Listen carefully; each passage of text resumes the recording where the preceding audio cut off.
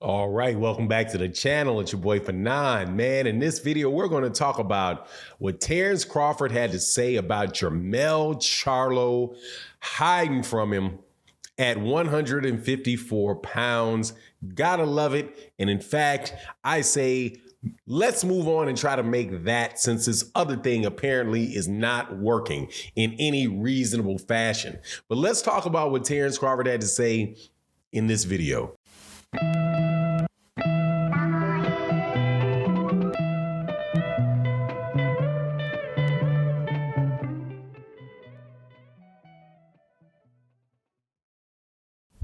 All right, welcome back to the channel. It's your boy Fanon, and in this video, we're going to be in the 154-pound division, talking about two of the best fighters in the world.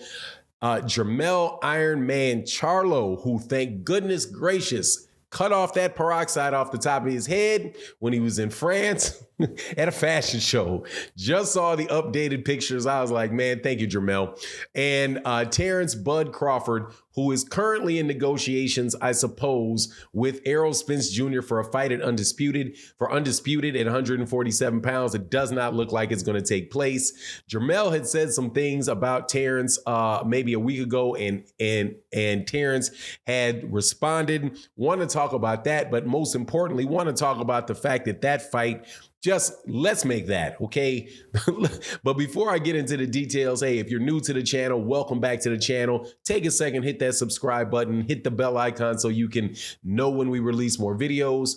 If you are a longtime subscriber and supporter, as always, thank you for coming back and listen to me chop it up about this boxing. Really, really, really greatly appreciated. Shout out to a very old supporter, haven't been around, in Ashley's Corner. Make sure you guys go check out her videos on her channel. Excellent channel there. Want to say shout out to Ashley's Corner. Haven't seen you in a minute, but let's get into this conversation about Terence Crawford and Jermell Charlo. One of the best fights that can be made in boxing, without a doubt. With the 147-pound division and 154-pound division, as much talent as there is in that division, we should not have to be sitting around just waiting on one big fight to be made, because truth be told, there's all kind of different combinations of fights in those divisions, which would be excellent right to be made. And Jermell Charlo and Terence Crawford is one of them. If you're not familiar, Terence Crawford had said right now he's the WBO champion at 147 pounds. And he said if he cannot make the fight with Errol Spence Jr., that he would be moving up to 154 pounds and targeting Jermell Charlo for a fight there. Now, Jermell is the undisputed champion there after having beaten Brian Castano in his last fight. And he will be, I do believe it's in February, will be fighting Tim Tszyu out of Australia to defend his belts. Now, Tim Tszyu, as Jermell Charlo said, is a good fighter.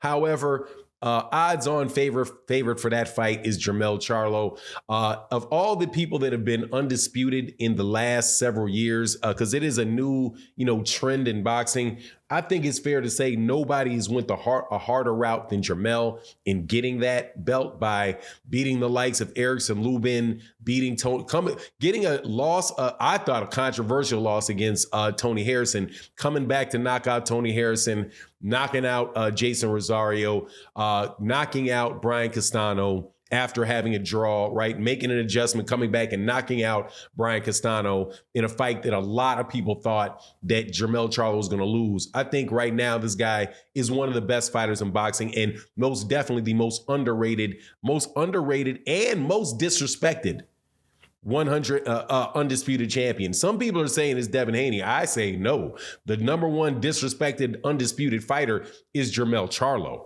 because Jermell Charlo is getting there's almost no buzz or no real stuff around Jermell Charlo for having been becoming undisputed. And so much so that he became undisputed this year, and people are talking about who's going to be the fighter of the year, and they're pointing towards Bam Rodriguez and not Jermell Charlo for coming undisputed at 154 after having taken several years to clear that division out, right? And again, that division got cleared out. The only ones that are really left in that division are new guys that are coming up, right? So Jermell said, talking about Terence Crawford moving up, said, look, man, you're going to get knocked out at 154 pounds, and you will get knocked out by, go ahead and come on up. You'll get knocked out by Erickson Lubin, right? Now, Erickson Lubin just lost to Fundora, and I think that would be a really good fight between Terence Crawford and Erickson Lubin.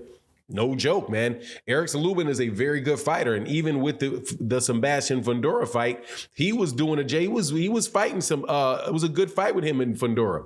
Problem with Fundora is 6'6" and just so long and so big. It's just such an awkward fight for anybody at that weight class to have. I mean, I don't know what Terence Crawford's going to do with Sebastian Fundora. Right now, I think he may get him, may be able to clip him and hurt him and knock him down, just like Erickson Lubin did, but we'll see. Now, Terence Crawford's response to this was, stop hiding, right? Stop playing matchmaker. Why are you playing matchmaker and trying to, and basically cheerleading Errol Spence Jr. and paying matchmaker to try to keep me off of your ASS, right? Now, the way that I interpret that from Jermell is, first of all, I got to fight. Second, I'm going to knock you out. Because you're not going to if you can't get past Erickson Lubin, you're not getting past me, right? So he ain't saying that he wants him. He's not literally saying, okay, I want you to go fight Erickson Lubin or want you to fight these other people. He's just, through clowning, saying, hey, man, come on up and wait. Clearly, you're going to have to fight somebody before you fight me. So fight Erickson Lubin. Or fight one of these other guys, but more than likely, if you do, you're going to lose before you get to me. Now, is that true or not? I can't say, because, again, this is not 147 for Terence. It's not 147, it's 154. And there's some guys up there that are coming down from one that could be very well at 160 pounds, especially if you're talking about Jermell Charlo, who is a very big dude when compared to Terence Crawford. There's no physical advantages that he has over Jermell. And I think, they say the bigger that you go, the harder it is for you to start hitting those guys with those shots that made those other guys go away. All of a sudden, those guys are looking at those shots.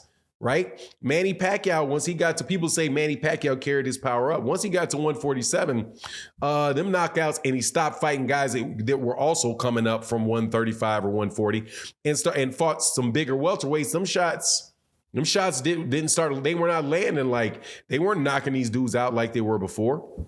Right? Floyd Mayweather Jr. at 130, 135 pounds, all the way to 140 was somebody that was really hurting people with his power. Terence Crawford's, power carrying up to 154, we don't know that for sure. And then if he has to be engaged in a boxing match with Jermell Charlo, yeah, that may work. But you also have to figure out what you're going to deal with as far as the aggression and the power of Jermell Charlo, which is very legitimate for 154 pounds, because he is running off and knocking out dudes that like Brian Castano, that ain't nobody else knocked out Brian Castano. Right now, he knocked some other people that he knocked out, like Jason Rosario, wound up. I can't remember who knocked out Jason Rosario after Jermell Charlo did it, but still. Now, for me, though, this whole conversation is fine for me, because I say let's move on from this Errol Spence Terence Crawford fight if you can't get this thing done. And if it winds up that Terence fights Jermell and beats him at 154 pounds, there's your fight right there, because Errol's going to be up at 154 pounds. Shoot, let's make it that way. But more importantly than anything, I just want to see more good fights, man. And, and just sitting around waiting on Errol and Terence now I don't mind talking about Errol and Terence and all the stuff going on with it. That's boxing conversation, man. It is what it is. But actually waiting to see the fights, man, let's make these fights. But anyway, that's my take on the matter. You let me know what you think in the comment section. And with that, I'm out. Peace.